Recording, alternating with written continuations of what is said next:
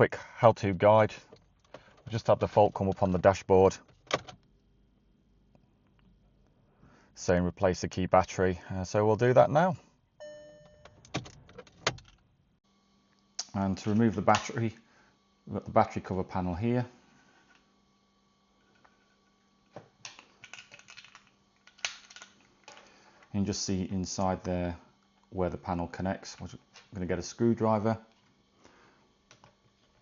just prise the panel apart, which reveals the battery. And these key fobs take the CR2025 batteries.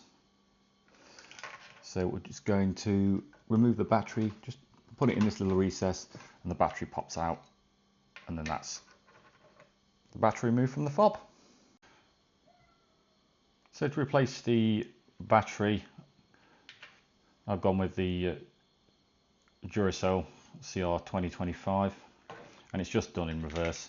So I'm going to slide it back in like so, just make sure it's seated correctly, and then we can see on the sides here where these lugs, they just push into the housing, or just clip it shut, and then that, you can see there, it sits flush again, and that's the key reassembled.